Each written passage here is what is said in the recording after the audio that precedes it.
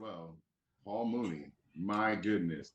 One of the funniest comedians that I've known, Paul Mooney, one of the most controversial comedians, especially if you go back and look at his early work. One of the greatest writers. Yep, I know another writer, Devon. One of the greatest writers. Paul, Paul Mooney. I'll let that one stand because Really? Paul Mooney is a fact. When you look at and like a you know how we record. This is later, but hey, man, we got to give flowers because when you look at the history and the gaps that Paul Mooney was writing for Sanford and Son and the Chappelle Show. Like, you know what I mean? Like, we're talking about an arc and an arc of I want to say he's controversial, but I mean he's very straightforward. Like it was a constant like this is the problem and I'm going to address it through comedy and it is what it is. Like wait, before you keep going, remember he wrote for Richard Pryor too. Richard said. For Richard Pryor, I mean, when you look at his history, you're like, yo, he wrote on pretty much all these groundbreaking shows, and it was a constantly same thing. And he definitely did not trade in anything for fame. Like he wasn't like, yo, let me do this so I can get ahead a little bit. I mean, I'm pretty sure he's had plenty of opportunities to do that and chose not to. I mean, he definitely chose freedom. And so, yeah, definitely rest in peace to him. Rest in peace to Paul Mooney, yeah. I mean, like you say, he's straightforward. I mean, all those shows had some controversial moments. Sure, Paul Mooney had his hand in it. But you know what he did that was controversial? And that time, you know, he was just unapologetically black and lovely as ever. However, I stay Houston Downs in my socks. I don't got on socks. I don't even have on shoes today. It's another episode of In My Humble Opinion. Oh no, it's them again. It's the boys from In My Humble Opinion. I'm getting it off. It's gonna get over. Does that rhyme? Yeah. Okay. It's a half rhyme. I got you. All right. So once again, I am your host. I'm Carlton Banks. Carlton with a KBA and Triple X. I'm Avery Zadius. I'm also Vince McBands. You can find me online on all socials as Avery Zadius. And you can also find me on all socials as Vince McBands. That's Vince, that's McBandz. I don't even know what other stuff I have. I got like 9 other things of social media. But if you find them, you find them. And you'll get cashed out 1 cent if you find them. But if you don't, oh well. And also I have my brother here with me today. One of the greatest writers I know. I already brought up one other writer, and I know another one to see what I'm going to do. I know what you see. My brother over here, one of the greatest writers for the Houston Press, and he's wrote for many publications, and he writes stuff for me. Not really, but you know, he's my brother. I love him. Just Devon, ladies and gentlemen. I like that you keep on adding on names because it really hammers home the point that I am just Devon. Yeah. Names. You see. We don't even have a meeting. I'll just be like, yo. There's literally nothing else. I'm glad you finally admitted that I write these intros. That's right, everybody. Every intro that he's ever done. I'm just messing with y'all. I'm just messing. Okay. And Just Devon. You could find Just Devon on Twitter at Just Devon. And you can find him on all other socials as Dr. Douglas. Because we're gonna roll up on you if I got the Just Devon name, because we're gonna get it. Okay, that's just what it is. I'm out here. You see my tweets. I'm talking cash shit now. We're from Sugarland. That's why it's funny to me. Oh, we're from Sugarland. I'm the Highway 6. I forgot I'm the Highway 6 guy too, but forget that. Like one of the things is you can find us both. As far as my humble, I tapped it. I'm sorry. You can find us both, as far as In My Humble Opinion, us together, as My Humble on Twitter, which we're going to get way better at, and on Instagram at My Humble In My Humble Opinion, that's us. And I have to do I introduce myself? No. Oh, okay. No, you're good. You're good right now. Yeah, you're good right now.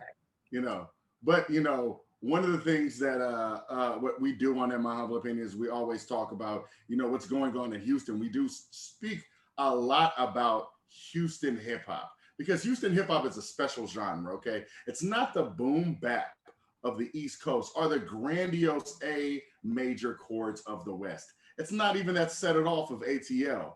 We like our music how we drive. No, not slow. It's our pace. Okay. Our next guest goes by her own pace. A Texas bred music head who organized the HTX Hip Hop Music Museum. Organized, founder, CEO. Let's list it. She is it. She is hip hop. All right. Because H Town got something to say. H Town hip hop specifically is saying something, and she wants you to listen. Now, another writer that I know, Devon, writer, she writes for the Houston Chronicle. Never mind, I'm not going to go there. And a pretty decent human being, honestly. And she who has an interesting story only she can tell in her own words.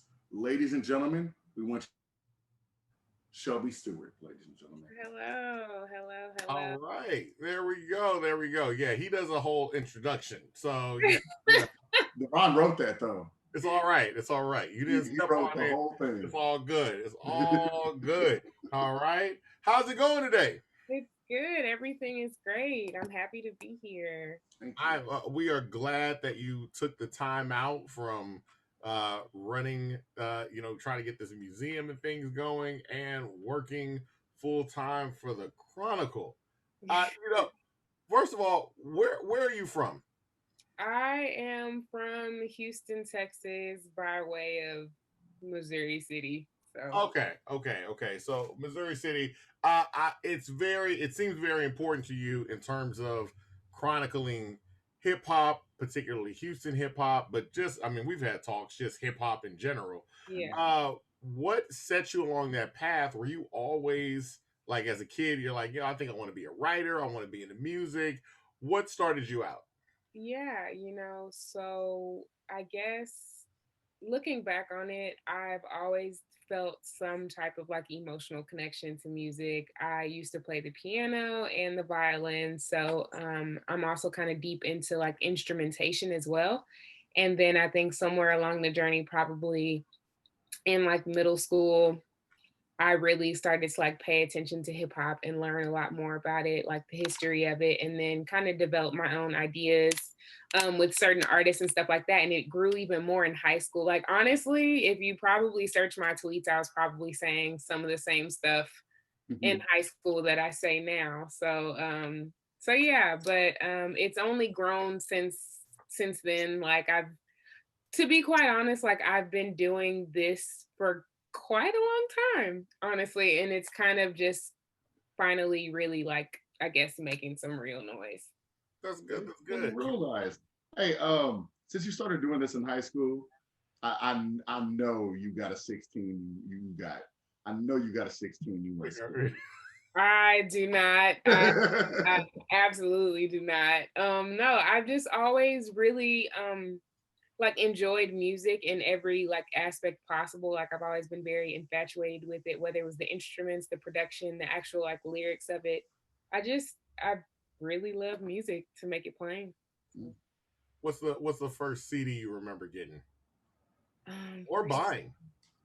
so one of the very first CDs that I had was actually the self-titled Aaliyah album. Like I probably still have it somewhere, but yeah, that was kind of like my first like intro into it. I was very, very young, but yeah, my older sister, who's 33 now, when she'd come home from school, we'd like watch 106 in Park together, and that kind of like also like helped that journey of music for me. So yeah.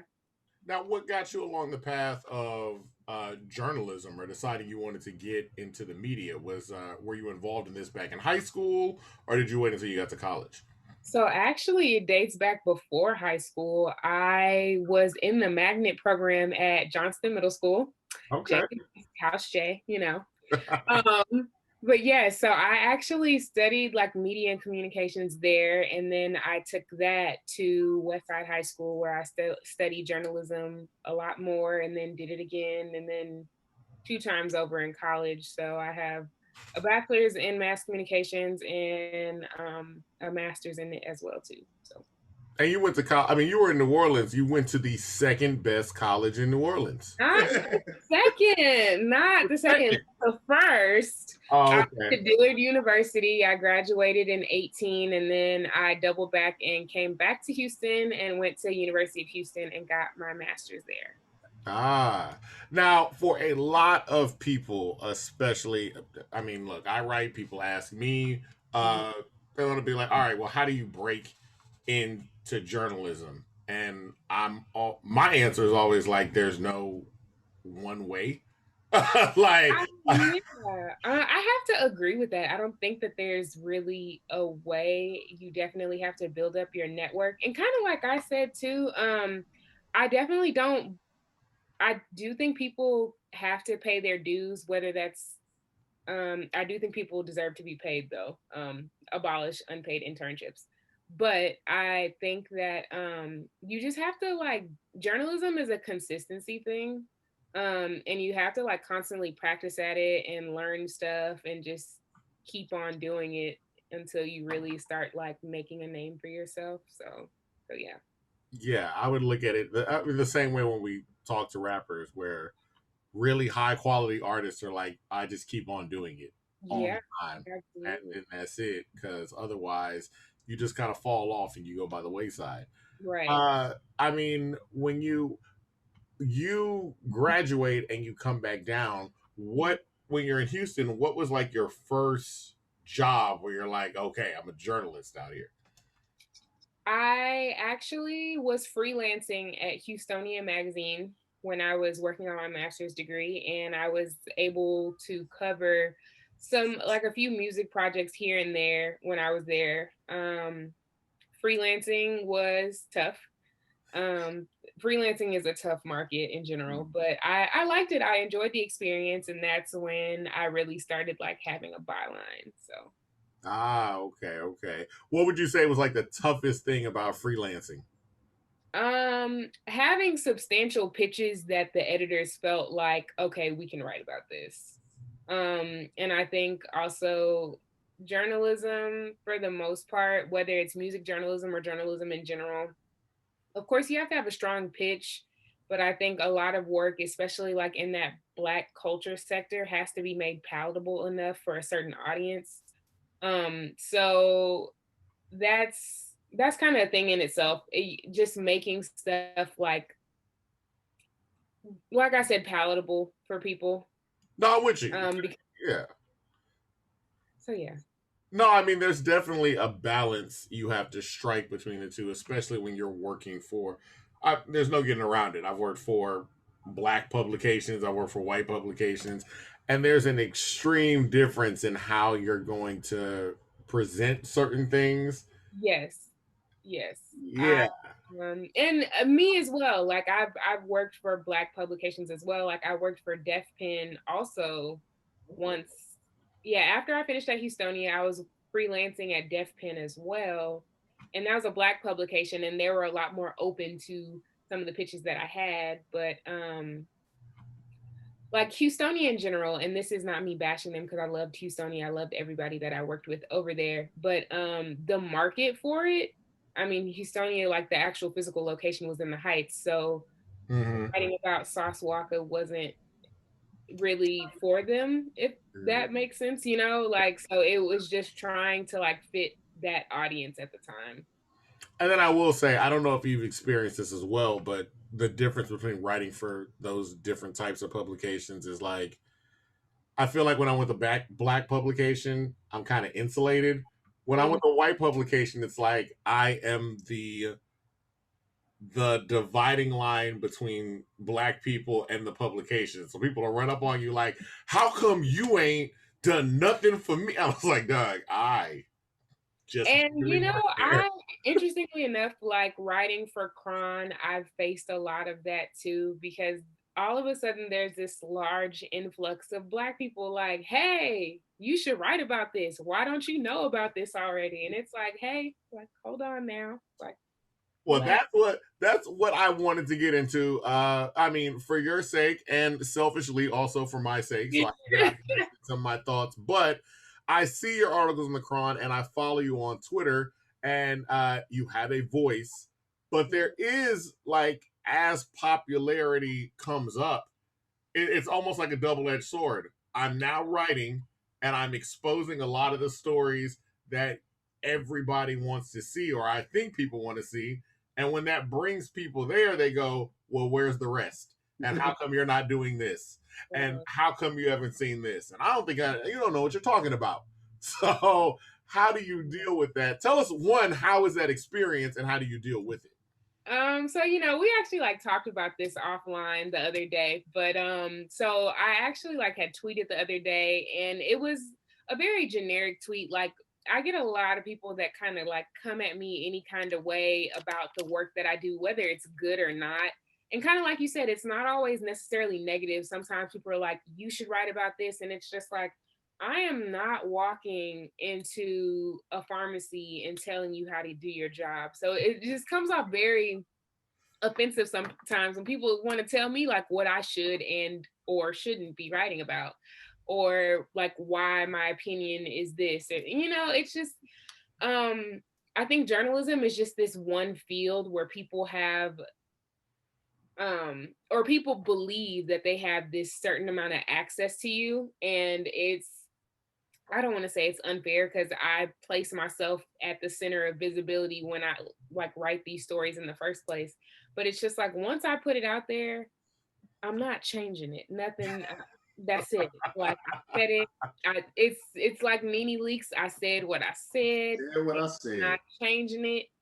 And it's crazy because, and I guess it's just a part of human nature too. People want to do what's best for themselves and their brands and their businesses, but it's always a lot of people who come at me and like, oh, you should write about this. And there's a whole ethical thing that comes with that too, because there are plenty of people that come to me and be like, how much would you charge me for this? And it's like, yes, I cannot do that. Yes. Yeah. So I was amazed at that as well, where it's like you get a number of people, and not, I guess I shouldn't be amazed because a number of people do it. There are plenty of publications out there that do like, hey, just pay me this and I'll write whatever for you. But there are a number of people that be like, hey, how do I go about, like, not even how do I go about, how much is it? Like, if they see an article that gets written, they're like, how much is it? And I was like, I get paid by the publication. That's honestly a big thing for me. I get that a lot. And for the sake of my credibility and of course being ethical, like that's not something I'd ever do. But in another lifetime, if I was another person, I would be hitting a lick on a lot of people. Let me just say that. But it's just those situations are kind of difficult too, because people will be asking like how much like could they pay to be like, or to have their name in lights on Cron or something like that, or any other publication for that matter. And it's just like, now Voyage Houston don't want to write about you, but for some reason you just decided to come to me. And it's like, it doesn't work like that. But I mean, people try it. People try it a lot. So hey. And in Voyage, I mean, because with Voyage, you're writing about yourself. We have an article in Voyage, and right. It's great. I got an article in Voyage, so it's just like, hey. I didn't understand how Voyage worked. They sent us a message. They were like, "Hey, you want to be in Voyage?" I was like, "Yeah, cool." And the next thing they sent us was like, "Yeah, fill this out and give us pictures." I was like, "Okay." Yeah, crazy. So yeah, it is. There is striking that balance. Dende had a post. We had both responded to it, and I wanted to I remember on that, where he was basically just saying, "Look," and I thought it was great coming from an artist. Hey, writers, what's the best way for me to approach you if I want to have anything done? And as somebody that works for the Cron, what would you say to that? So like you said, like I replied to that too, and it was just I think the baseline of like stuff like that, like conversations between artists and journalists, is really just respect. And I think respect and manners is such a lost art these days. Because like I said, like people are just so eager to see their name in lights that they'll just say just about anything to you. Be like, hey, like, listen to this. And it's like, while I understand that to a degree, it's like you could say, hey, how you doing? Introduce yourself. Like, people will send like half-assed like requests, and it's just like I don't even know what to do with that. It's just a big thing for, like, honestly, respect and like mannerisms is a big thing for me. But also, like, for me, like, even in like, I guess considering COVID, like, it, social media being the only, not even only, but one of the platforms that we have right now to still communicate with each other, it's just like, if you could just take the time out to just be like, hey, I see a lot of the great things that you're doing. I'd love to, like, more of, I guess, a collaborative effort, I should say, than just throwing your work at me and expecting me to open it and just voila, magic, you're on the cron. Like, it's just never gonna work like that. And I just feel sorry for the people who think that it does. Because there's so many like DMs and message requests that I get that I end up just trashing, because it's just like, it'll be people with like 600 followers that have nothing but unmitigated audacity to just say, like, just say whatever to you. And then on top of that, like I said before, it's like, Voyage Houston don't even have an article about you, but you want me to write about you. And it's just like, you skipped all these steps and you only got one song out and it's not even that good. And it's like, this isn't even like directed to anybody specifically, but it's just, I think there's a lack of professionalism with a few, like with certain artists. And it's just like, you got to come at it, approach it just a little bit better in my eyes. So Yeah. And it takes you developing, like, I mean, I imagine just working in this vein, you've developed like a tough skin oh, for absolutely. everything around. I mean, but it's, of course, we've talked about like all the, the downside and the stuff like that. But there's also the good side. Like, you have gotten to expand out since I've seen you come on. We're gonna get to it later, but the first thing I saw from you was that tweet that said, "Hey, my name is Shelby, and I'm starting a museum Yeah. about hip hop," Yeah. and it blew up. The tweet rocketed off, showing that so many people are like, "Oh my god, thank you, finally, about Yeah. time." Mhm. But before that, when you're looking at some of the artists and things that you've worked at, like, what's a particular interview that you just really enjoy doing? Of interviews that I've had thus far, probably two of the best that I've had have been Rakim and Zero. Those were two artists that gave me just stellar interviews. We talked for a really long time. Excuse me. And they were just very knowledgeable people. In different ways, of course, but Rakim talks just like he raps. He's a very interesting person, a very interesting character. It was great talking to him. And Zero is just like a bedrock of knowledge. I think people can be, I guess, somewhat turned off to him because of that one deep persona that he has, but that man is smart. Yeah. We talked for like 3 hours about everything from like his actual music to people fucking him over to conspiracy theories. Like, we talked about all kinds of crazy stuff. So it's just interesting being able to pick people's brains. And that's something I kind of like pride myself on in being a journalist. Like, I don't want to always ask those regular generic questions when I'm talking to somebody. I really like, I want to know like the out of the box stuff, the stuff that other people aren't saying. So Absolutely. Has there ever been an artist that you've been surprised by, or you necessarily went into it like, I don't know, this would be kind of cool, and then you talk to them and you're like, oh wow, like this is really really good. hmm. I don't know if you want to say their name or not. I'm just trying to think. I've done like so much; it's almost hard to like kind of keep up with. I will say I'd be remiss to not mention Lil Flip in that conversation, only because people know him so much as a rapper, but when we actually talked, the base, like the most of our conversation was about finance, actually. He was telling me about investments, like his current like financial projects and stuff that he was working on outside of the music. So it was pretty cool. Oh, that's dope. That's really dope. So getting back, I mean, getting back to the museum, that Hmm. day you tweeted that out. I mean, one, let's talk about just what your plans are for this museum, Hmm. and how people can help to help build this up. So when I initially tweeted that, I can definitely say I never thought that it would have went viral, but at some point that night I was like, okay, oh shit, like this is really like doing numbers. So to give you a little more context, so the museum started off as my thesis in my graduate program at U of H.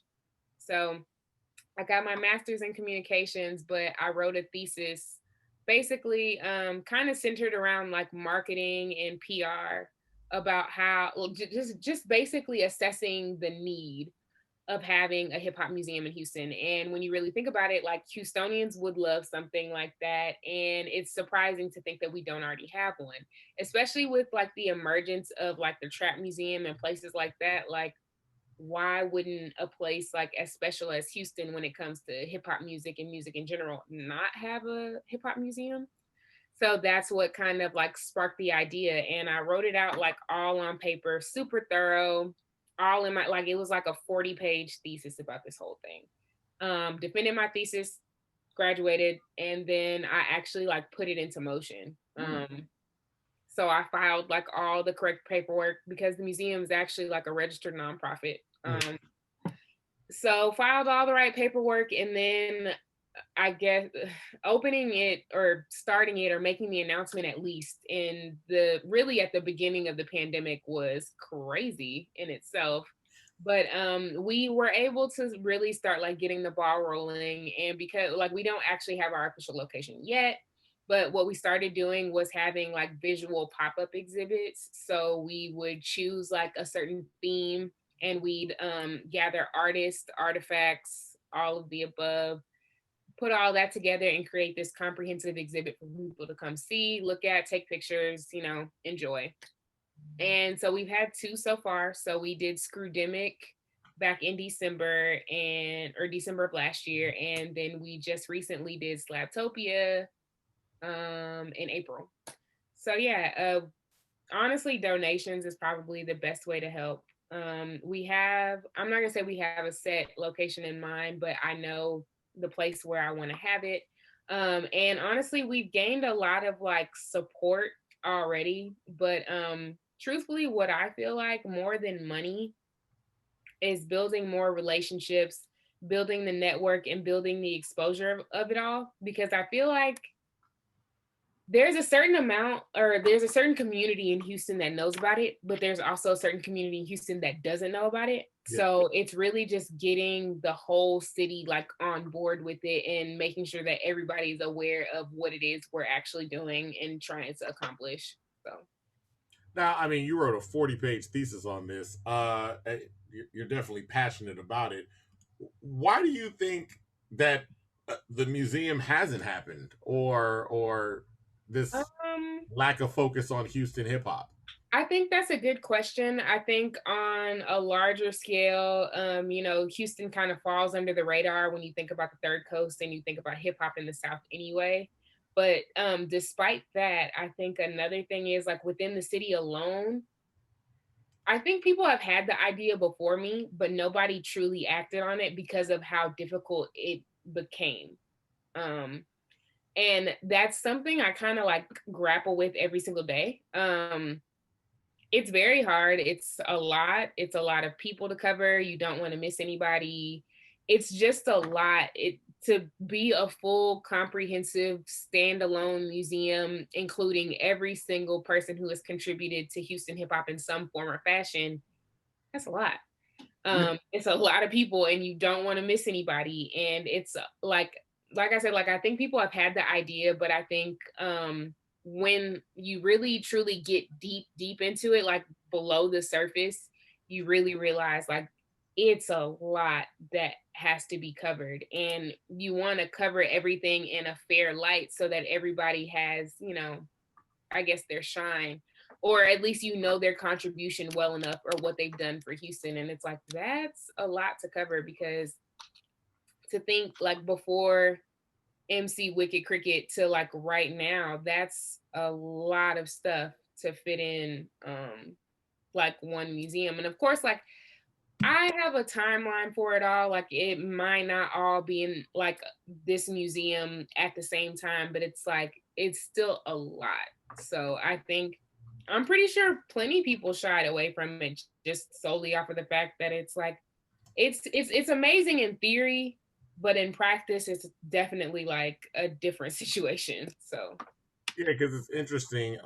There is a jazz artist and an artist just in general, mhm. Tierney Malone. I think he does a lot of stuff with Hodge. I talked to him for a while, but he was talking about the um, the expansiveness of jazz that Mhm. comes out of Houston, and Mhm. he's like, I promise you, uh, however big you think jazz is in Houston, it's way larger. Like everybody that's Yes. touched here. He's like BB King touched here. Like everybody in jazz is touched here. Then Mhm. you talk to people that know blues, and they're like everybody. Blues is a rabbit hole, and like I actually wrote an article not too long ago about how Houston is like truly like the blues capital. And there is a rabbit hole of information here in Houston about like how deep blues actually goes here. So Houston is just like full of like interesting history like that. So it's like, and that's kind of not necessarily where I run into a problem, because I approach it kind of like a challenge, but it's like there's a lot of information there. Oh yeah, So and it's a lot more than I think even like most, I guess you could say, music historians would think that they already know. It's so much more that we don't know. that's pretty much the conversation that he and I had as well. Because it's, I mean, look, my brother and I are huge into hip hop and Houston hip hop, and you go pick up something. It's huge, but like even Lance Scott Walker, he came on the show, Mm-hmm. Houston Rap Tapes. Yeah. That book is massive, and even he's like, it barely scratches the surface. Like Yeah. he's like, we were going to print and I was still discovering people, Mm-hmm. like, you know what I mean. And that book is huge. No, and I've talked to Lance, like shout out to Lance, love Yeah. that guy. No, like it's so much, and I think the bigger, I guess the bigger mission for me is being able to serve as like a basically a location of preservation for all of this, because we've already lost so many like Houston legends that existed on the Houston rap scene. It's like we're losing the recipes if we don't have anybody like actually sharing this information. So that's kind of like how I approach it. And it's just, you don't know what you don't know. So it's honestly like constantly like me being in a state of learning myself, because I don't even know everything either. So Oh, absolutely. Because it's like every time you discover somebody new, it's like you'll find out and you'll talk to them, and they'll be like, "Oh, you yes. know about Yeah. such and such." And Mhm. I'm amazed at how much Houston hip hop is like an oral history. Mhm. Like it's so many Yeah. people here where they're like, "Oh yeah, yeah, such and such new." I was like, "That why this hasn't been written down or nothing, huh?" Yes, yes. Like there are so many stories and so many tales about stuff that happened, but like like I just wish we all like had more to like pull from when we talk about that kind of stuff, Absolutely. you know? Well, I mean, that's the plans for the museum. I mean, once you have a starting space, you can expand out off that. Do you want to? You said you have an idea for where you want it to be, but do you want to reveal Yeah. that, or you're not So, no, ready? no, no, yeah, we can talk about it. My goal, mainly because hip hop is just such a strong part of Black culture, I didn't want to have it in the museum district. My goal actually is to place it in a more central Black location. So third ward or fifth ward is like really where I'd envision having it.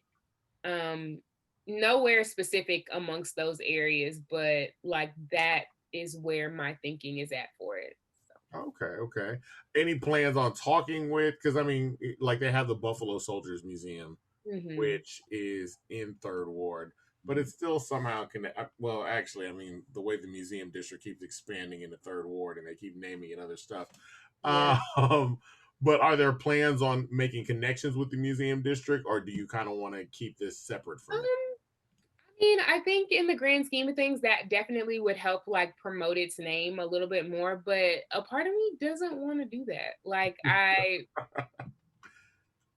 hip hop in Houston and hip hop in general is just so inherently Black. Like I don't know that I'd want the museum district to touch it. I get it. And I hate like and not to sound so hotep-ish when I say that, but like but no, like this is it's very Black. It's Black owned.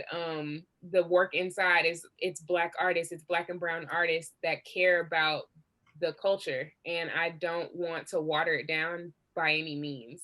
So. Yeah, yeah.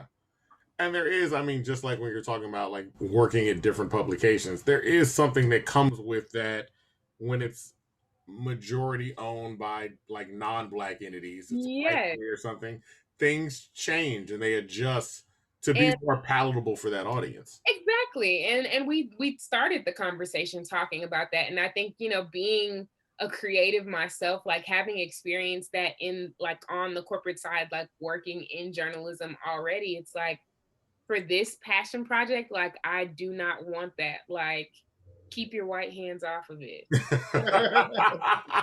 Oh, I'm meaning that. I'm meaning that. so that's but it's real though. Like that's how I'm coming with it.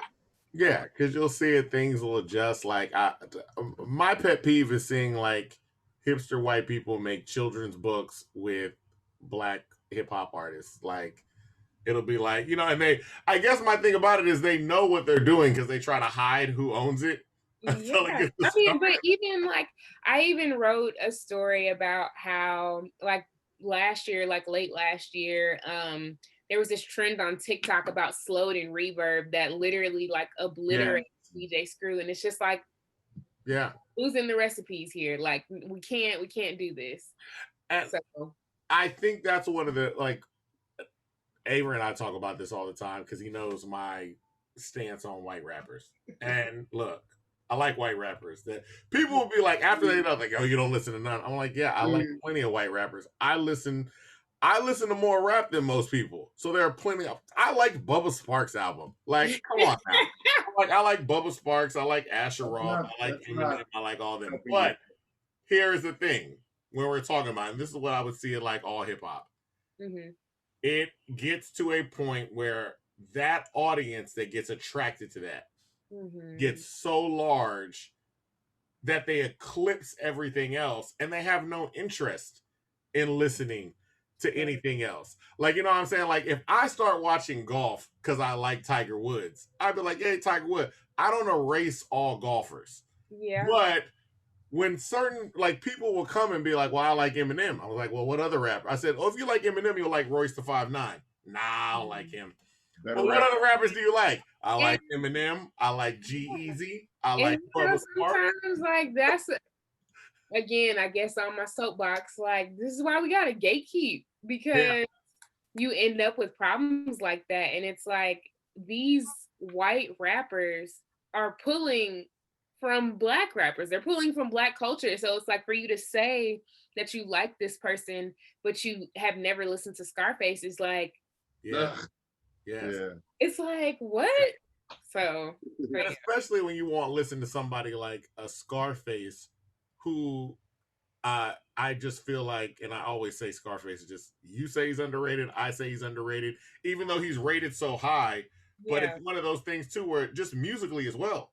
Like Scarface plays musical instruments. Like Scarface is well versed in blues. Scarface is well versed in rock.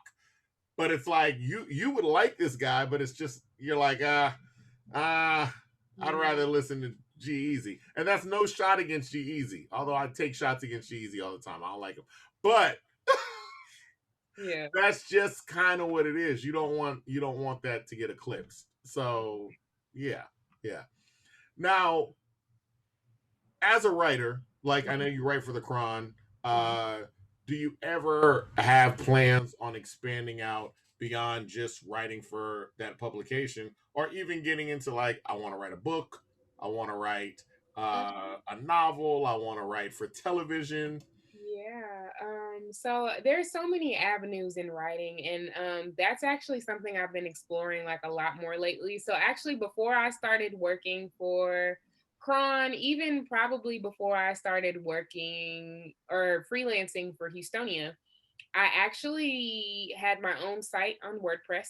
It was called House of Lean. I actually wrote a lot of pieces on there about Southern art, culture, all of that stuff. It was really just about the Southern rap landscape in general. It kind of took a back burner once I actually started working, so I had less time to like pay attention to it. But I'm actually like thinking about bringing that back because there's a space for that, especially considering that Cron has a specific audience and there's stuff that I can write outside of that that would fit my own like mold. But also I have like very heavily considered writing a book, and it wouldn't even be geared towards like my passions, like being hip hop and stuff like that. It would probably be just like more about my life or my views on life, my perspectives on living as a black woman in America and stuff like that. And just because I think everyone has a very like unique experience that is their own, I think I want to talk about like my journey. I find myself like being an anomaly to a lot of things. A lot. I don't talk about it often, but I'm only 24. I graduated with at 23 with 2 degrees and got a job right after college. And it's not a whole lot of people that can say that. And there's not a whole lot of people that I find myself being able to relate to. So I find myself writing a lot like on my own time, like just about my life and my experiences and the things that I've gone through. And not that it's even all bad either, but just I feel I'd like to think that I have a very interesting life. So No, it might not be that great though. But, but I mean, even with that, because I think it's impressive finding out that you work for the Crown when I found out how old you were, and finding out, I mean, stepping in journalism for what journalism is one of those things that kind of goes ebbs and flows, and it's kind of dying down right. as it makes these adjustments, which makes it cutthroat.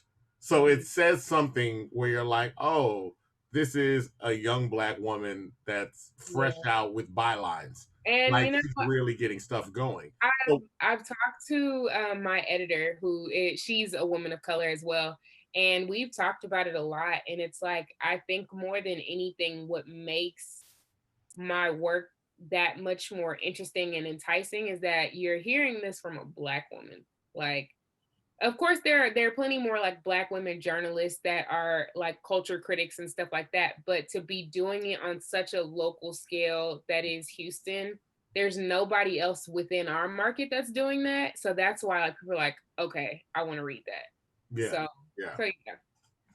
Now, you also do like, I mean, I like that you also get your opinion out there. We talked about this. The thing. I'm not going to ask for that particular opinion. What I am going to say is, what is an opinion you gave that you were surprised, positive or negative, by a viral response? um I we've talked about this. I'm not J. Cole's biggest fan, and I will die on that hill. I'll honestly like I will troll J. Cole fans until they're blue in the face. Only because it's funny because they're a very insufferable people. But outside, outside of that, viral response. Um other like honestly, even though like hip hop is definitely my forte, I think I like to talk about like music in general. A viral response. I'm trying to think. I think that's probably like trolling J. Cole fans because he's not that great, and then maybe probably talking about like the culmination of Usher albums at one point, or and also like Ludacris in like Southern hip hop in general. Like that's a very underrated rapper in Atlanta, at least. At least I like to think. Oh, But okay, okay. So you were pro Ludacris, anti J Cole. yes. I'm not gonna say anti But J you know what? I think what's very interesting when you start like offering like discourse on hip hop, I think everyone has their roots, and that's kind of where a lot of stuff stems from for them. I like so for me personally, I think my parents grew up, or I grew up listening to like a lot of R&B, a lot of jazz. So personally, like I loved like A Tribe Called Quest, but also like outside of that, I was very very deep into like Southern hip hop specifically. Mm. So like even deeper outside of just Texas, like I was very like intrigued by Louisiana music, bounce music, how they did things out there. I'm a huge fan of like Memphis rap, horrorcore, all of that. Like I love 3 6 Mafia. What else? Florida, like I love Uncle Luke. Like I'm very intrigued just by southern, like southern states in general, just because we all do things very very differently. But it's all very very good regardless of how you spin it. Yeah. So yeah. Plus, I'm Wait, always hold one on. of Wait, those. wait, wait, wait, Oh, wait. go She ahead. said you like Southern rap. What is that like? What is the problem with J. Cole? I just got to know because listeners are going to hear this and go, "Oh, you guys glossed over that," and then they're going to approach me how they approach you in the streets. So Oh no, I it's fine. I have no problem talking about it. And to be truthful, I I don't hate J. Cole, and I think that's the bigger yeah, misconception. I don't hate J. Cole. I think I hate J. Cole fans. Now Yes. don't get me wrong, I'm not his biggest fan. He's got a few good songs, but I'm just if you like on the way to going out with my friends, am I gonna play J. Cole? It's but no. but no, like I think, and I think the other it's a couple reasons personally. I think when I first started listening to him, I think like what was that mixtape, The Warm Up? I was like, okay, Yeah. I kind of like him. And then I don't know when it kind of fell off for me, but I just couldn't get into it anymore. I think his fans make it out to be a lot more deep than it actually is. And I think that's a big problem that I have, because J. Cole isn't doing anything I feel like that's just like outside of the norm for all of the other rappers that are just out right now. But his fans blow it up to be like, he's built different. And it's just like, no. But wait. Just questioning. But Ludacris, though, you feel Mhm. like Ludacris, the nigga that says coming up short like 10 Danny DeVito's, the nigga that has Well, so many I'm saying I think lines. underrated in the Easily. southern landscape, yes. Do I think, yeah, I think he's underrated, or not, maybe underrated's not the right word. Um Underappreciated, maybe? I think that's probably a better approach to it. I think or I speak for myself when I say this, but like he actually has a lot of great like cohesive albums. I think that Chicken and beer? I think he's had great projects. But I think more than anything, like outside of the artistry, I think that his just run, the time where Ludacris was like really putting out like work, Yeah. was very Yeah. impressive. I So think Ludacris has only been a victim of film success. Like when Ludacris got into movies and was like, you know what, I'm done. So that was it. But I think he was pretty much on a. I mean, I like Ludacris's like first 2 3 albums. mhm. And then after that, you can definitely get a feel where it's like movie money comes quick and It record does. label money doesn't. And a lot of artists I feel like get like that. I felt like I mean, and DMX I did the think same you have to thing. say DMX did the same thing. Like he was in like a very tumultuous label deal, and he started doing movies because he knew the label couldn't touch that. Yeah. So I mean, I I can see you guys' point. Makes sense. All I'm saying is theater of the mind. Ludacris. Wait, He was deep in movies by that time. I told you. I liked Theater of the Mind, and you know me. I think Ludacris is given. I think he's underappreciated, yes. But as far as like, I think people like put too much on Ludacris because, in my humble opinion, I feel like when people heard Ludacris, they weren't listening to lyrical rap.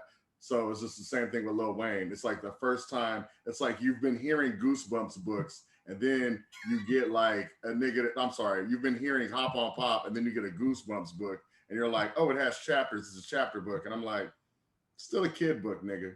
That's the way I feel about Luda. That's the way I feel about Lil Wayne. But you know, but Back for the First Time, opinions. Back for the First Time had like 3 songs. Oh nah, come on. Well, you know, I'm biased because I just like that album. I like Back for the First Time. I like early Lil Wayne. I like at a certain point.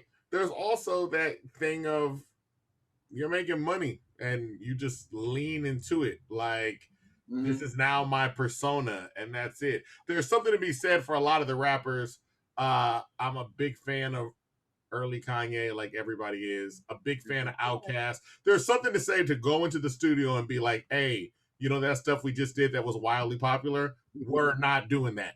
Yeah, I mean, I think about that all the time too. The artists very rarely possess that same hunger after they've made it, quite honestly. Like follow-up albums, I have a very hard time liking. Like sequels are never that good. Oh my god! I mean, the tax bracket changes, so it's like you can't necessarily expect it to be. They're not talking about the same things, but yeah, you can never expect the same greatness twice. I guess is my thought process. I almost feel like it's like we'll be like when they announced Only Built for Cuban Links 2, I was like, oh come on, man, don't do it. But that I get it. It's like, okay, I can't really talk. Yes, you can rap better than me, but it's not going to be. This is not going to be the same as when I unwrapped that in like '97.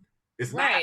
It's never coming back. So you might as well just call this something else. Yeah, I was supposed to say, I think artists do it to hype up the fans, and because fans like to ride on that old, like, yeah, the first one was great, but I find myself let down very often when people drop that second version of whatever album or whatever project. Like, I'm always just like, okay. It's always very underwhelming to me, but I guess it's because I'm holding that same expectation of what I was given the first time, but yeah. I feel you. I can't think of a single one because does the Chronic 2000? No, like their follow-ups are never like, they can be good, but it's still going to be like mediocre in comparison to what you were given the first time. Yeah. And it's like every time I'm just like. All I'm saying is I just think one. Only it's the Chronic 2001. That's the only one. I think the Chronic 2001 is better than the Chronic, but I also think that's the no. I'm sorry. I think it's a good step, but I also go back to the Chronic all the time. I go back to the Chronic probably more than I go to the Chronic 2001. And see, and that's the point I'm making. 2001 sounds dated to me. Really? Early Eminem during that time period and Hit Boy and him, it all sounds old. And I was like, I don't know how that sounds old, but Chronic, Snoop and Dre together on Chronic literally sounds like, dog, this could drop today and I would listen to it. Fair enough. You know what I mean? Forgot About Dre, it came on Sirius the other day and I was like, ugh. and I love that song. I used to love Forgot About Dre and I was like, all right, that's cool. Terrible song. Yeah, that's my point. So I skipped Eminem's song, so you know what? I forgot about that. It's like even when it gets to what's the difference? The third verse? Nah, I want to hear Biggie. I was a huge fan of Eminem, the first and the second album, and then we won't have this debate on here. The Eminem show ends the Eminem run. The Eminem show ends it, and then after that. You know how I feel about Eminem. You hate the Eminem show, but this is not about us. No. I said, you know how I feel about Eminem. I'm always like, if you love Eminem and you think he's the number one rapper, then you must think that Royce the 5'9" is better than number one. Or at least comparable. You can't say Eminem in your top 10 and Royce is not at all mentioned. So, yeah. we're good on that. You know what? Let's get back to Houston hip hop. Okay, so and I like you contained yourself. I know you have fiery opinions about hip hop. She didn't even jump in. She just said J. Cole. And also, I'm with you. J. Cole fans are on par with Nicki Minaj fans. Like and I honestly like the Barbs. They're a special people, but J. Cole fans are equally, almost if not worse, just as bad because I saw a tweet today and it was from Team Dreamville and it was like J. Cole is making over 100K and he's still eating at food trucks. He's a real one. Like you can go, like, honestly, y'all, if y'all want to like pin that tweet to this like podcast, like I have the tweet because I read it this morning and it's just like, this is why, like this, you're giving me ammunition to hate this nigga. Like they're pretentious. They're like, I've done all these great things. I have a degree. I'm this and that, but I stay cool. You know what I'm saying? I wear Toms and all of that. And I'm like, nigga, like. But and I guess that's my biggest point behind it all, because it's just like, there's nothing that is just so like different that J. Cole is doing opposed to his peers. Like there's nothing that like, I mean, I guess the whole grungy look he's got going on with the dreads, but it's just like, but that's also kind of pretentious to me too, because it's just like, you're going for this look, I guess, you're looking this way to give this more woke approach to yourself, but let's not even get into it because I'll get annoyed. Like he defended Kendrick Lamar. He did something different. We know what happened. Okay. I'm with you on one point where I like J. Cole. I do. But I do feel like he's at a certain tier. Like when he came out, I felt like there was nothing else around except for Kendrick. So they're like, oh, it's J. Cole and Kendrick. And I was like, is it J. Cole and Kendrick? Because they're definitely producing two different levels of music. And I think J. Cole gets looped into that wokeness conversation, but it's not as woke as people try to make it to be. Yeah. Surface level woke. Yeah. Yes. And I think I don't like when people, or at least when he gets compared in that conversation with Kendrick, because Kendrick, for one, is in a lane of his own, but Kendrick actually does possess a level of wokeness that I don't think a whole lot of people are on either. And I do also think like Kendrick has, like, he doesn't always use it often, but Kendrick can bar niggas up too. He just not doing it. Yes. And like I've been a fan of Kendrick for a very, very long time. And like you said, like Kendrick and Cole came out around the same time. And I gave Cole quality listens, but it just wasn't doing it for me like that. I feel you. He's good. Cole's good, but it's just like, it's okay. I feel you. I see their difference because Kendrick part of Jay-Z. He's more aggressive. Cole is like, especially when he first came out and he was producing his own music, I would tell Devon, it sounds like an 80s montage of like me getting smarter, like studying and all. Yeah, it's this garage band thing going that he had. And it's like, I saw the progress though. So it's like, I'm not going to hate on that, but it's just, it's not as. He definitely got better. That first album also showed me again my long running thing that I'm like, look, I really like Jay-Z, but sometimes if he's wrong, you just gotta let it go. Like I don't know, Mr. Nice Watch, all that stuff. Nah. You gotta let that go. What's the album? Ooh, I hated that one commercial ass album. Like this is when I started hating J. Cole. Give me 1 second, because I can pinpoint it to you now. Now I remember. Because I was also gonna say, no, honestly, I kind of started to like him a little bit more. That's when I think, okay, I want to make sure. That's not the album I'm talking about. Because even when you're talking about like pretentious, I mean, we're talking about the difference between like a J. Cole and a Kendrick. Dreamville will Born Sinner. That's when I started hating. I hate that album too. Wait, which one? Born, that He commercial likes that album. album, I hated it. I hated every song I heard on the radio. You know what got me? It was Miguel. That's a good song. Okay, the radio play with that bothered me a whole lot. Anyway, Power Trip wasn't that great of a song as much as people wanted it to be. It wasn't that good. I love this person. Miguel, I disagree. Miguel got me on that one. Like, it was Miguel. I was like, yo, I'm here for it. But also, just in general, like, I think people hype up, like, J. Cole and Miguel collabs. Meh, they're okay, but it's not. They do. I'm one of those people that hypes up a J. Cole and Miguel collab because I was like, well, I'll listen to this. But I understand because he did that same kind of style song with Janet Jackson, and I was like, I want to like this. I do. I really, really want to like this. I really do because I love Janet Jackson. And I didn't. I never listened to that song again. But yeah, so this album, it has She Knows, Crooked Smile, Let Nas Down, Born Sinner.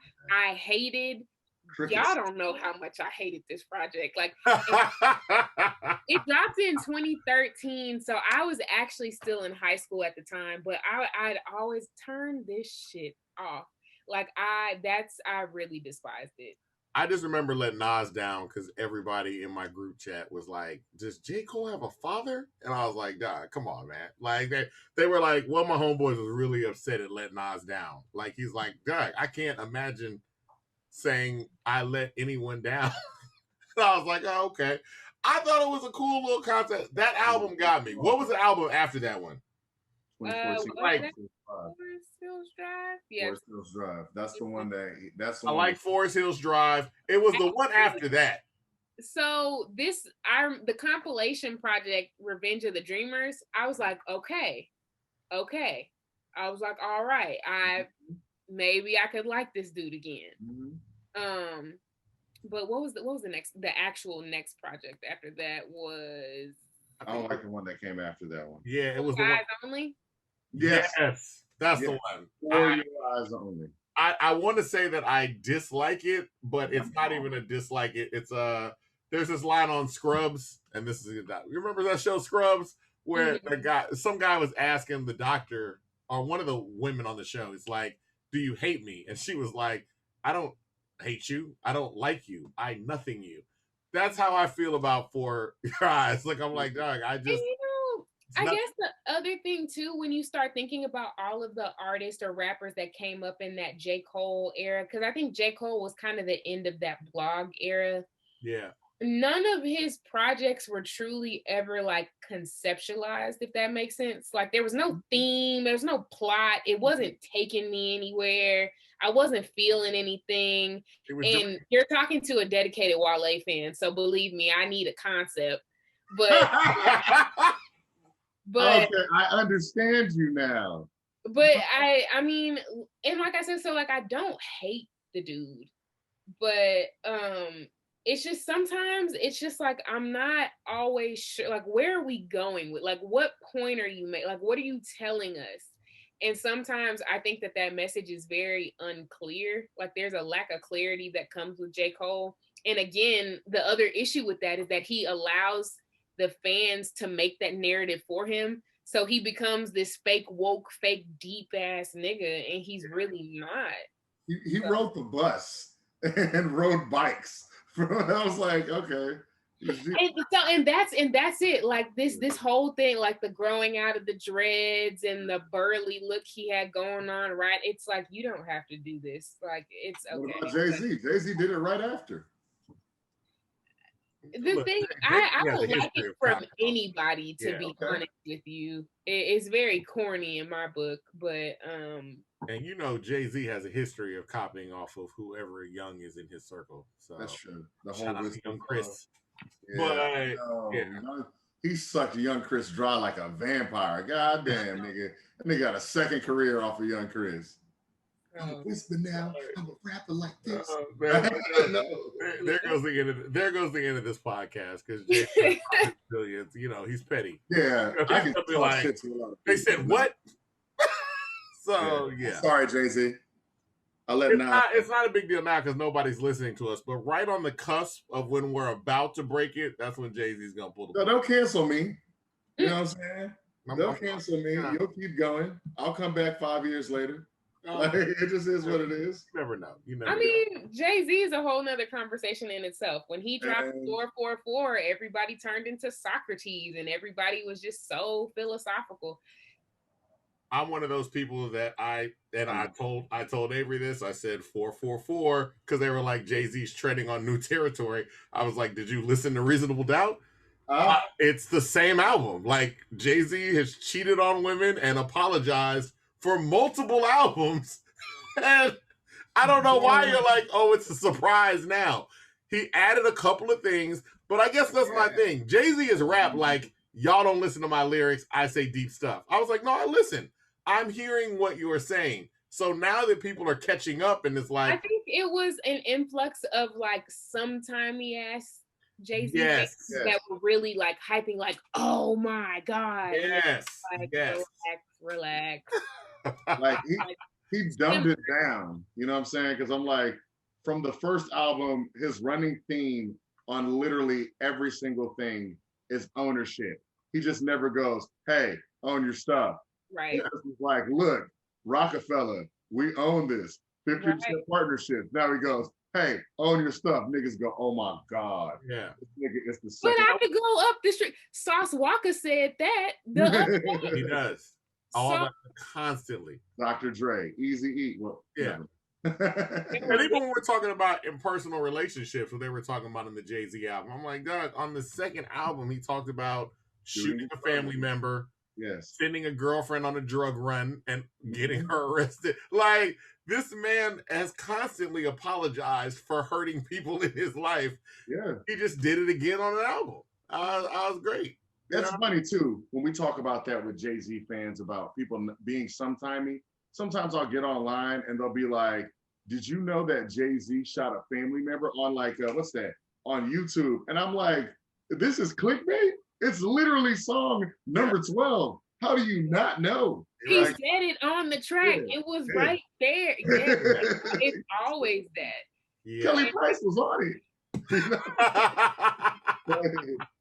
Yeah, that's just how it works. Because sometimes I'm like you. Sometimes I feel like people will say they listen to music and they're like, well, you didn't listen to a lot of the stuff. You just liked a couple of songs from this person. And that's cool. There are plenty of artists where I was like, Doug, I don't know that person. Like, I know their hits, but I can't tell you. And I think that's really the space that we're in right now, because I've come to really hate like New Music Fridays, because it's like what people did with J. Cole's latest album last weekend. I was just like, I still haven't listened to the damn thing.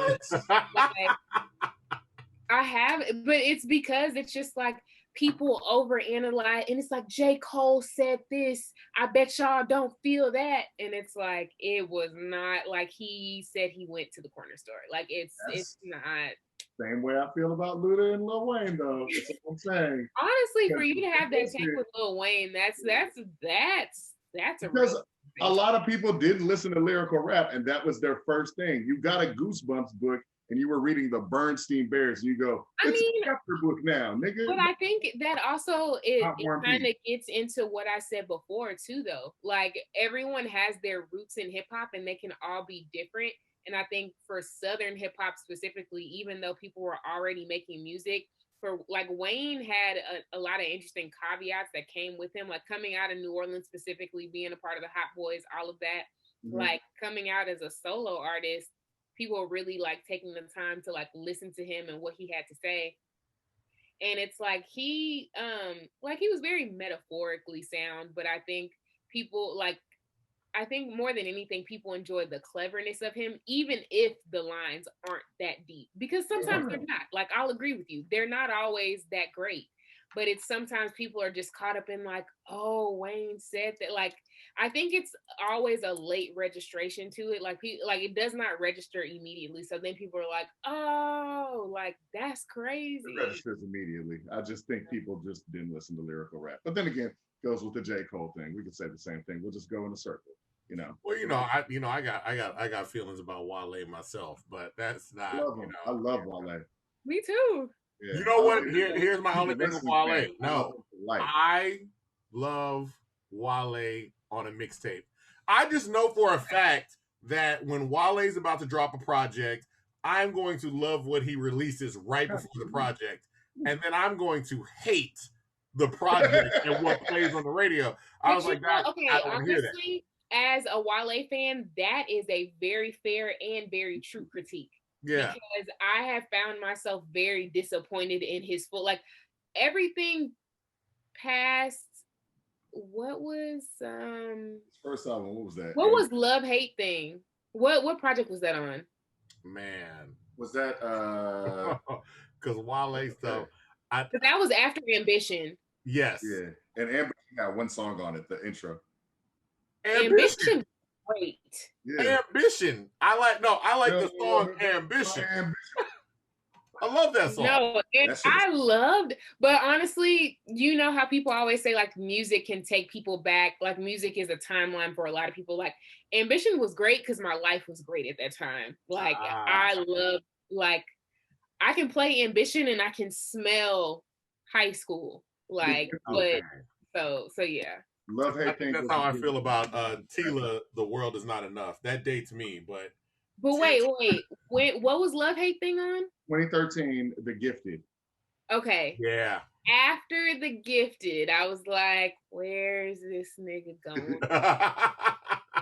Like you said too, like I am a dedicated Wale mixtape fan. Sometimes it was fooling. But you know, also too, like he's like the bald-headed stepchild of MMG too, so that's a thing. Mm-hmm. But sometimes like there's Stally. I mean, he's not on there anymore. I love Stally. About Stally, but I loved him when I love Stally. But even when he wasn't with MMG, and he was releasing independent projects or Savage Journey to the American Dream. I remember that project because I liked it. But also, okay, so his more recent work, it's I don't know, something like Blue Collar. Yeah. He's had some stuff that's still come out. Yeah. Yeah, that I had listened to one of his more recent songs. It's pretty good. But no, I knew I liked Stally when he dropped Monkey-ish on one of his projects. Yes. And he had featured the Pimp C bar. I was like, okay, he's on to something. Like that Monkey-ish. But you know, there are a lot of artists like Stally that just don't fit that mainstream mold. And he's kind of meant for the independent route. I mean, he tried it on the mainstream, but that just, you had like, those are the people who actually have like cult fan bases. So like there are a lot of artists that I see that I like that you'll see them make moves. I mean, whether it was Big Crit with Def Jam, I think Big Crit is amazing, but I didn't think that was a good situation for him. I like Dave East. Mm-hmm. That day, Dave East got crushed. A lot of hate. He gets a lot of hate. But Dave East is that's a very good lyricist. Like, amazing. You really gotta listen to his music. Yes. He has this one song with The Game that I really, really love. Hold on, what is the name of this song? I mean, he is one of those people where I feel like it's just, I don't know, maybe success was coming too easily in people's eyes, and then people were just like, we don't like Dave East anymore. And I was I also think that he is in terms of like being palatable, I think to mainstream, Dave East doesn't have that. I think it's like opposed to J. Cole's forced grunginess, like Dave East does not appeal, like his look, like the look and feel that he's marketing isn't just something that people would be interested in. That's true. Really? That's true. Really? That light-skinned, pretty-eyed nigga. And you would think differently, at least for women, but no. Yeah. You know what? I would compare him to, and you hear people talk about, not necessarily the problems, but the problems that they had with Method Man in the beginning, because they wanted to push him as a sex symbol. And that's why in those first videos, remember, he wore the fake eye. He would cover his face. And I feel like Dave East has that same. Dave East has a song called Handsome, where he's like, I can't believe y'all are calling me handsome. Like, they literally push that away because it's like, nah, that's not me. But like I think more than anything, like he is very much like a New York ass nigga. Yeah. And that's not always like, but like you said, like with Method Man, like that's not always super marketable. And the song, by the way, was Bad Boy on Death Row. Yes, Bad Boy on Death Row. That's the lyrical masterpiece. Okay. Yeah. Because the game did his thing on the song too. Like I know that song word for word. We're game. But yeah, I'm a huge fan of the game, except when he's talking. Yeah, his Twitter account, I blocked him, but the game can rap. He just shouldn't speak. He's very corny when he opens his mouth. Yes, he's the real nigga I'll be talking about on Twitter. That's the type of real nigga I hate. That's it. I love the game, but real niggas like that, I'm a real. No, you're not. I'm like, God, you're rich. Relax. You need to stop doing all the stuff you're doing. Like, just rap, man. People like you. Calm down. I had sex with all these women in 2013. Yeah, no, but I was like, what is wrong with like? And it's crazy because every time the game says something, it's so off the wall and it's so like unprovoked. People are like, nigga, you're 40. Like, why are you saying this? We should have known when he wrote "Wouldn't Get Far." And he was trying to shoot the video with all, and the models was like, no. Like, you told everybody I drive a Honda Accord. He's like, it's just for this. No, I don't want to talk to you no more. We should have known then. But the game is corny, but he just writes great music. Even when it get far, he does that, right? And then the dude who produces it, he comes out later and goes, yo, I fucked that nigga wife. I'm like, why? And it's like, why? 10 years later, he's like a 10-year senior in high school. Like he's just, I'm like, dog, he's still here in the letter jacket. Still living 2013 game. Yeah. Well, I think that's a good thing. I'm glad we had that discussion anyway, because when we, like you and I talked about before, and while my brother and I started the podcast, it's opinions. And I tell people all the time, like, yo, we can talk about music or art or film or whatever. And guess what? Nobody's right or wrong. Unless you say G-Eazy is the best rapper. You're wrong. Okay, but yes. Beyond that, the greatest rapper of all time. You're wrong. But that's the funny thing about it too. I'm like, somebody can say it, and it's like, look, you can either try to prove them wrong, but they can still walk away and be like, nah, but geez. No, I don't know if anybody would actually get away with that argument, but you're right though. Like, it's all like there's a way to make your points. Yeah, so. Exactly. My brother's favorite rapper is Nelly. So I mean, it is what not my favorite rapper. I just wanted to argue down that he needs more respect because everybody's doing the sing song, and you shitted on Nelly. And then it's like, come on, just give people respect. Just the same way that I said Scarface is the greatest rapper of all time. Better than Biggie, better than Pac, better than anybody. His storytelling is great. And if anybody dispels me, I'll be like, well, tell me Scarface that you've heard before The Fix. Because a lot of people just talking about fans, a lot of people haven't really listened. I'm Dead, one of the greatest storytelling I've ever heard. But anyway, that's enough about us. And when we talk about Scarface, we also like to remove him. Hold on, wait. You're making a face, and I love that face. Me? What are you saying? Yeah, you're making a face like. I thought you were just smiling. No, I was smiling. I was agreeing. I thought you were going to be like, no, and I was like, oh, I'm. No. I actually I agree with that. Because Scarface is one of those people. Until you said like, oh, you think Scarface is the best rapper, I was like, I don't know. He's like, is Scarface better than Biggie? And you're like, oh, wait a minute. You're like, You know what's actually like very, very violent is that when you start asking people like their top 5, that Scarface is actually nowhere to be found. But the reality is that Scarface is like your favorite rapper's favorite rapper. Exactly. So it's like you like him, you just don't know that you do. Yeah, that's one thing that I want to, push within my humble opinion. Scarface is the greatest rapper. Never heard anybody say that. Yeah. He is. You hear rappers say it. It's kind of like the way all rappers, I think, from coast to coast, have this reverence for Devin the Dude.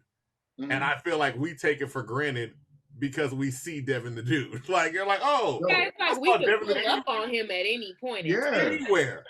Speaking of But which, and I actually I wrote something on Devin the Dude a while back too. But like the reality is that the Lesses, the Currencies, yes. the Larry Junes would not exist if there wasn't a Devin. Absolutely.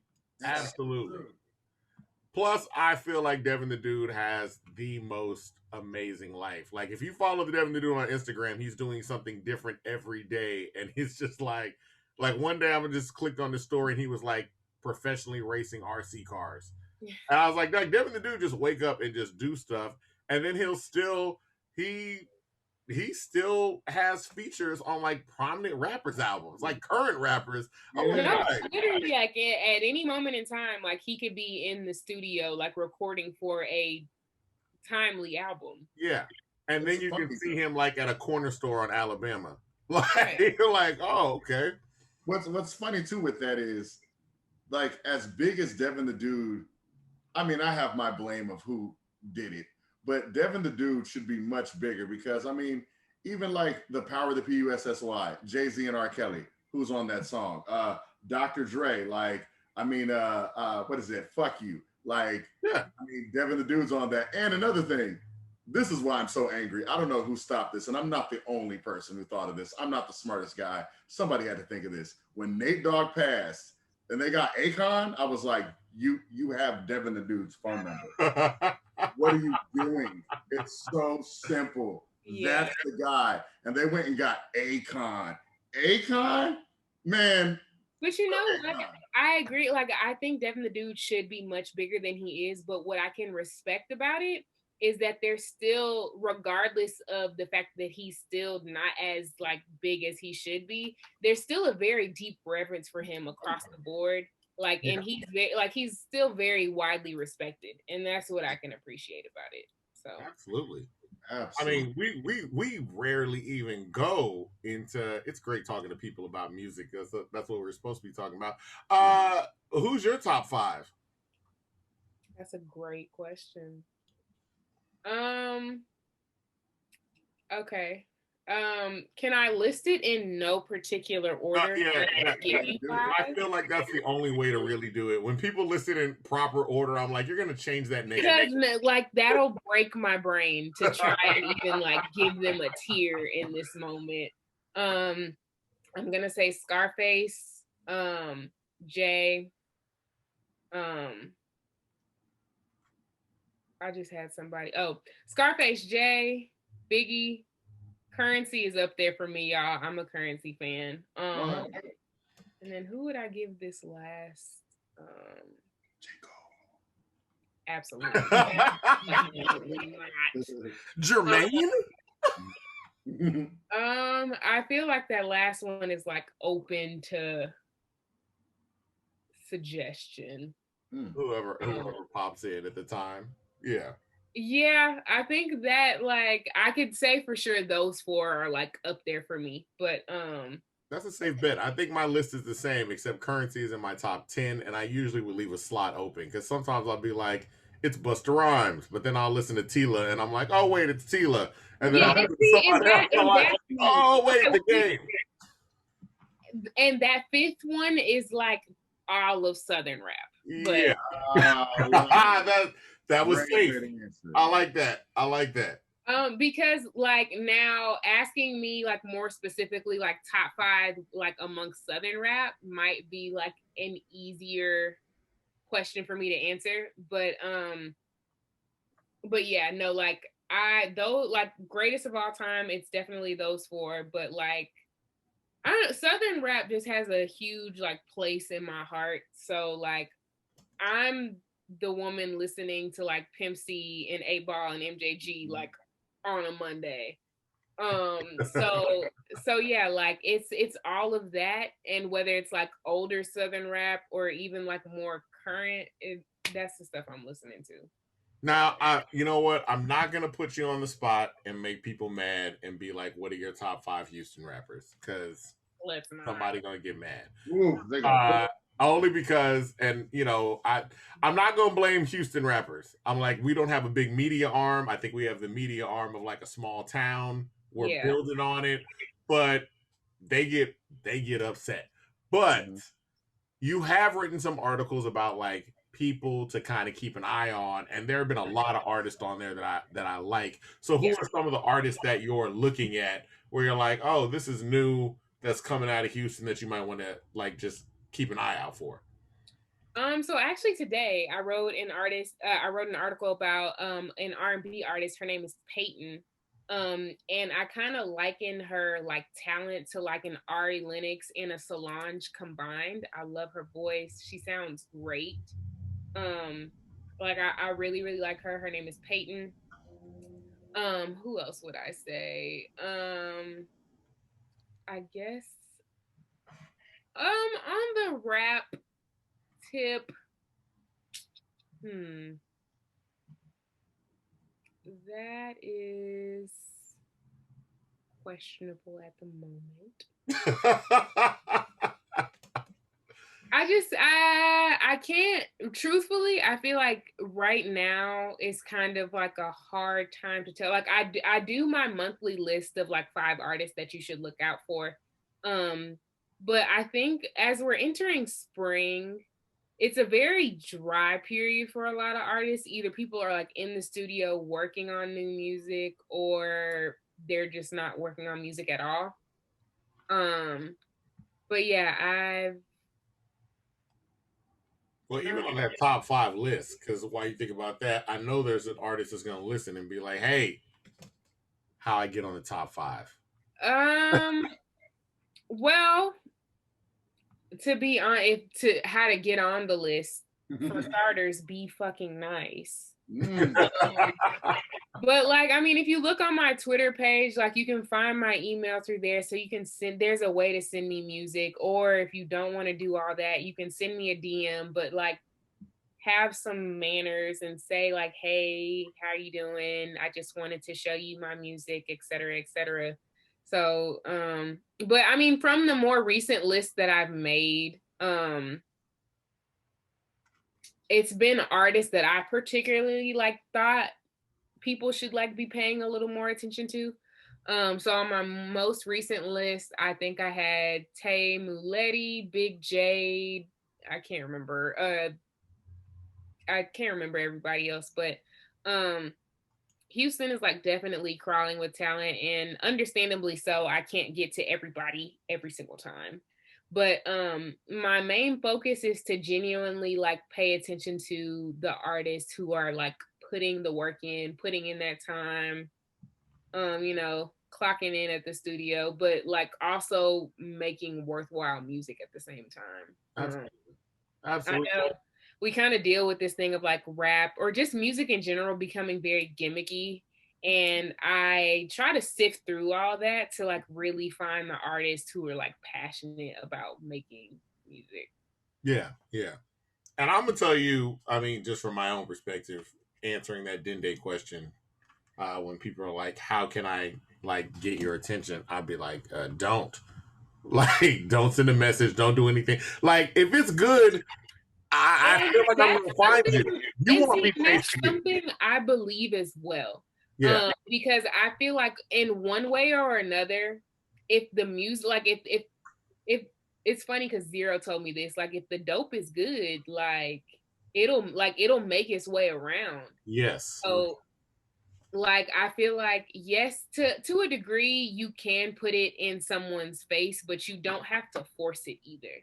Like I think it will be like what's for you is for you. Like if I'm meant to see it, I probably will see it.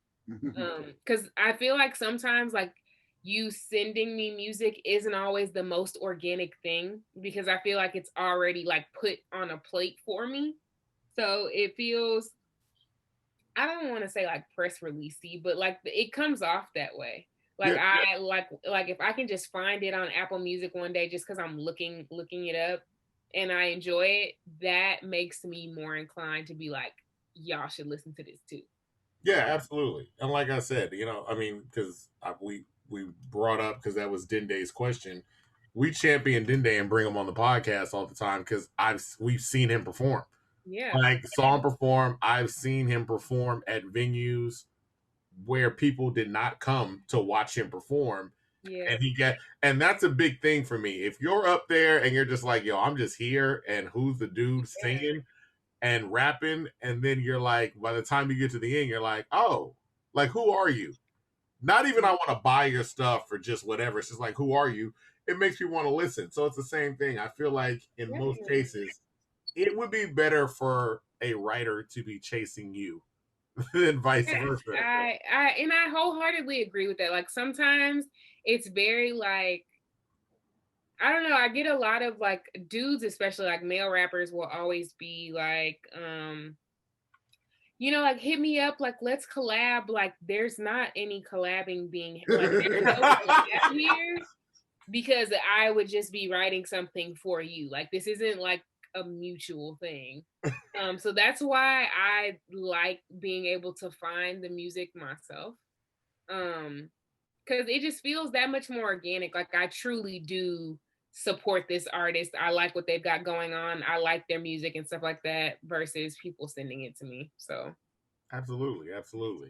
Now, besides the writing, I mean, first you got to let people know, because you said, hey, you can send me music here, but let people know where they can find you to support the museum, to support your writing, to support everything.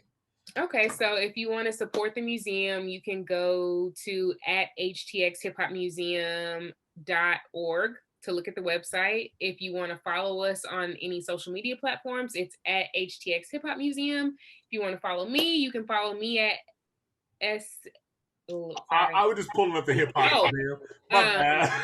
No, it's okay. I lost my train of thought. If you want to follow me, you can follow me at Shelby, SHELBYLN Stewart, STEWART. And that's across Instagram, Facebook, Twitter. And that's typically where you'll find like all of my stories. I post almost every day about stuff that I'm writing about.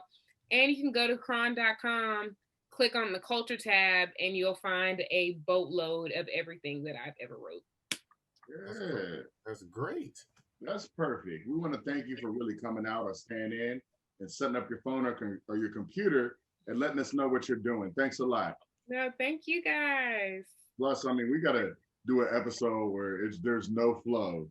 No, honestly, like now that we've gotten all the particulars out of the way, there are quite a few topics I'd love to come back and talk about, because I'd love to unpack some of these hip hop topics with you guys. Oh, absolutely. And my whole thing is we're in August. Well, I don't. Should I say August? We're going to be doing some live shootings, stuff like that. Yeah. And I would love to be in person. And also, I love to get back to just talking about. I like talking music opinions with people that don't want to jump across the table and try to kill you because you just have like. I'm like, no, absolutely. Like, there's a way to have like a very civil conversation about it. Yeah. And I'm definitely not one of those people that'll jump down your throat for disliking somebody, because I think there's points on both sides. Like, but anyway, yeah, I think this was great. I love talking hip hop with people who know how to do it. Yeah, great. Well, we appreciate it. I'm gonna drop one that Devon hears me say. DJ Premier's beats boring as fuck. Wow. Boring. Okay. I'm not gonna let you leave on that one because I think DJ Premier has a sound that's not it's only for a certain subset of people when it really comes down to it. But when he's allowed freedom, like the stuff that he does with Royce the 5'9", does not sound like, because I feel like when DJ Premier shows up, they're like, hey, I want you to scratch my name in the song and do this and do it. And I feel like he almost gets pigeonholed, like, okay, I got you. I'm going to give you the Premier beat that you want, because that's why you came and paid me. A 4 or 8 bar loop, and then that nigga. But with Royce, that's a whole nother, that's a conversation in itself too, because I think not that DJ Premier ever went anywhere, but there's also been this like reemergence of his sound, because I listen to a lot of Griselda too. Like I like seeing what he's doing now. It's like a DJ Premier sound to me. That's like, you know. I mean, I guess you could say it's kind of signature, but I guess the artistry is different. I mean, getting West Side Gun on a DJ Premier beat is definitely different from like what I guess he There's used Lil to be. Wayne on a DJ premiere, but I Yeah. don't want to hear that. But you know, that's just me once again. Oh no, it's them again. It's some boys from In My Humble Opinion. You know, we've been out here. I've been Avery. That's been my brother Devon. And Are you wearing a shirt with an A for Avery? yeah, actually I am Devon. Okay, that's clever. I need to get one with a D, but there's no D. Diamonds. Go ahead. Yeah. That's been Shelby Stewart with us, you know, writer is a writer in the Houston Chronicle, and of course has the H-Town Hip Hop Museum. And you're gonna want to check these things out. Follow her on Twitter because she's doing big things and she's talking a bunch of stuff. Yeah, so I say a lot of things. So yes. Yes, she does a lot of things. And week 2 of my thing that I like to say. Instagram for idiots. Go to Twitter. That's it. Now, once again, Yeah. In My Humble Opinion podcast. What do I say? Oh, humbly yours. In My Humble Opinion podcast. H-Town's too sweet.